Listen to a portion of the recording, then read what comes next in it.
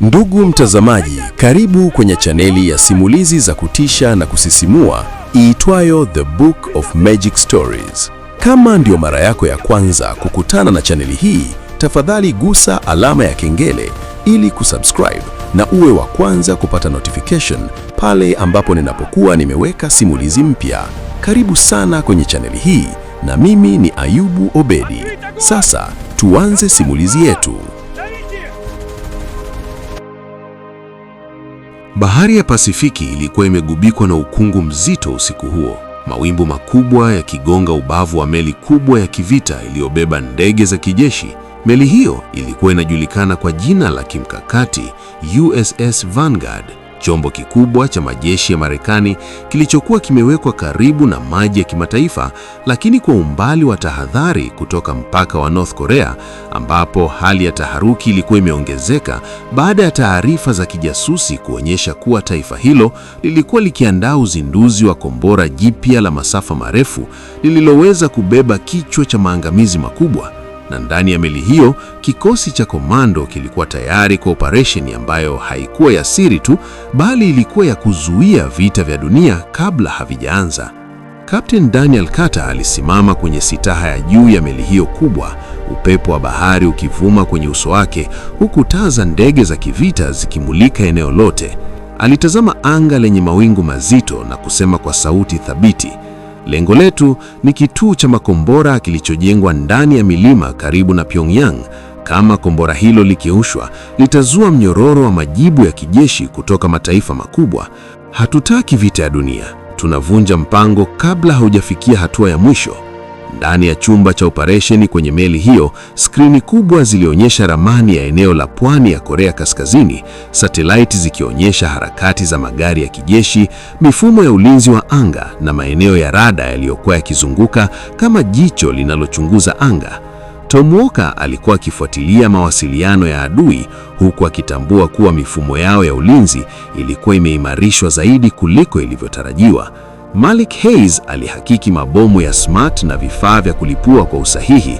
Rico Alvarez akikaa karibu na ndege ya kivita ya F-35 akipima silaha za mashambulizi ya angani. Lucas Grant akichunguza njia za kutua karibu na milima, na Ethan Cole akihakiki vifaa vya matibabu kwa sababu alijua kwamba vita hii itakuwa na majeruhi. Carrier Air Wing iko tayari, rubani mmoja alitangaza kupitia mawasiliano ya ndani, huku ndege za kivita zikiwa zimepangwa kwenye sitaha, injini zao zikitoa sauti nzito ya nguvu zilizofungwa tayari kuruka. Kwa amri ya Daniel, ndege za kwanza zilianza kukimbia kwenye sitaha ya meli hiyo, zikipaa angani moja baada ya nyingine, zikikatiza mawingu kwa kasi kubwa kuelekea pwani ya Korea Kaskazini. Lengo lao lilikuwa kuharibu rada za ulinzi na kuzima mifumo ya kuzuia mashambulizi ya angani kabla kikosi cha ardhini hakijaingia. Angani, mapigano yalizuka haraka. Ndege za kivita za Korea Kaskazini zilionekana kwenye rada zikijaribu kukata njia ya ndege za komando, makombora ya angani yakirushwa kutoka pande zote, mwanga wa moto ukipasua giza la usiku kama fataki za vita. Rico aliwasiliana na rubani mmoja wa F-35 akisema, "Una ndege mbili nyuma yako, fanya turn kali kushoto." Rubani alifuata maagizo akifanya mzunguko mkali huku akirusha flare za kujikinga, kombora moja likipita karibu sana na kulipuka angani. Lakini rubani alifanikiwa kumlenga adui na kumshusha kwa risasi sahihi ya angani. Meli kubwa ya kubeba ndege ilibaki baharini ikitoa msaada wa rada na kurusha drone za ulinzi, lakini ghafla sona ilianza kutoa tahadhari. "Tunakaribiwa na Manoa," sauti ya afisa wa rada ilisikika kwa haraka. Tom alikimbia hadi kituo cha sona na kuona alama chini ya maji ikisogea kwa kasi kuelekea meli. "Ni Manoa ya mashambulizi," alitangaza. Malik alitoa amri ya haraka, "Toa torpedo za kujilinda." Meli ilirusha torpedo mbili za kujilinda chini ya maji, mawimbi makubwa yakatikisa bahari, na sekunde chache baadaye mlipuko mkubwa ulisikika chini ya maji. Maji yakapanda juu kama mlima mdogo, huku Manoa ya adui ikiharibiwa kabla haijakaribia umbali wa kurusha makombora yake. Lakini vita haikuwa imeisha. Angani, ndege ya adui ilifanikiwa kupenya safu ya ulinzi na kurusha kombora kuelekea meli. "Missile inbound," Rubani alipiga kelele. Makombora ya ulinzi wa karibu CIWS kwenye meli yaligeuka haraka na kuanza kufyatua risasi mfululizo, milio ya bunduki nzito ikisikika kama ngurumo, na kombora hilo likapasuliwa vipande meta chache kabla ya kugonga sitaha. Wakati huo huo, kikosi cha ardhini kilikuwa kimeshuka kwa kutumia helikopta za kijeshi karibu na milima iliyokuwa imeficha kituo cha makombora. Theluji ilikuwa imefunika eneo hilo, lakini chini ya milima kulikuwa na handaki la chuma lililokuwa likilindiwa na askari wengi na magari ya kivita. Daniel aliashiria timu yake kusogea kimya. Rico alichukua nafasi ya juu ya mwamba na kuanza kutoa ulinzi wa sniper, akimshusha mlinzi mmoja baada ya mwingine bila tahadhari. Malik alichomeka kifaa cha kulipua kwenye lango kuu la banka. Sekunde 10, alisema. Mlipuko mkubwa ulipasua mlango wa chuma na kikosi kikaingia ndani.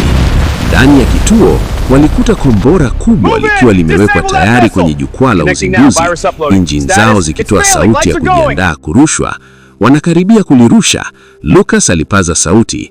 Daniel aliamuru Malik kupandikiza virusi vya kuzima mfumo wa kombora, wakati Ethan akihakiki hakuna mtu wa adui anayekaribia kutoka Muma. Askari wa Korea Kaskazini walimimina ndani ya chumba hicho. Mapigano yakawa ni ya kukaribu sana, risasi zikigonga kuta za chuma na cheke ruka huku na pale zote. Rico akifyatua risasi sahihi, Malik akirusha grenedi ndogo, mlipuko ukawatawanya adui. Tom alifanikiwa kuingiza msima kukatisa uzinduzi wa kombora kupitia mfumo wa ndani, skrini ikionyesha launch aborted. Daniel alitazama kombora hilo kubwa na kusema, hili halitapaa leo. Malik alikamilisha kulipua vifaa vya kudhibiti uzinduzi, na sekunde chache baadaye mfumo wote ukaanza kuharibika. Ndani ya bahari, meli kubwa ya kubeba ndege ilishambulia vituo vya rada vilivyobaki kwa kurusha makombora ya masafa marefu, huku ndege za kivita zikiharibu mitambo ya mawasiliano. Vita ya anga, ardhi na bahari ilikuwa imefikia kilele chake. Hatimaye, kombora la adui lilizimwa kabisa, manoa yao ilikuwa imezama na ulinzi wa anga ulikuwa umevunjika. Helikopta ya uokoaji ilipowachukua makomando na mwanasayansi aliyewazuia, Daniel alitazama nyuma kwenye milima iliyokuwa ikiwaka moto na kusema kwa sauti ya chini, tumewazuia leo, lakini dunia hii haitapumzika. Ndani ya meli kubwa baharini, ndege za kivita zilikuwa zikirudi moja baada ya nyingine, sitaha ikijaa askari waliochoka lakini wakiwa hai. Alfajiri ilipochomoza juu ya Pacific, mwanga wake ulianguka juu ya bahari tulivu iliyokuwa imeshuhudia vita kubwa ya anga, ardhi na bahari, na jina la Komando likabaki tena kama alama ya kikosi kinachoingia mahali ambapo vita vinakaribia kuzaliwa na kuvimaliza kabla havijazaliwa kabisa.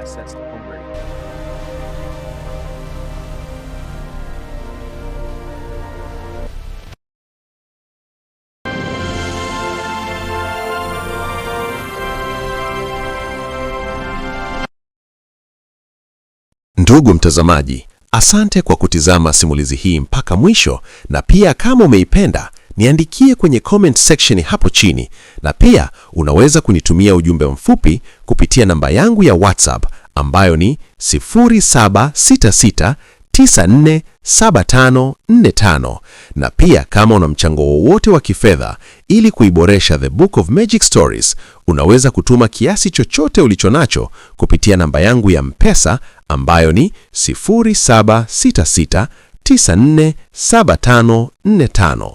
Jina langu naitwa Ayubu Obedi. Tukutane katika simulizi zifuatazo. Asante na kwa heri mpaka wakati mwingine tena.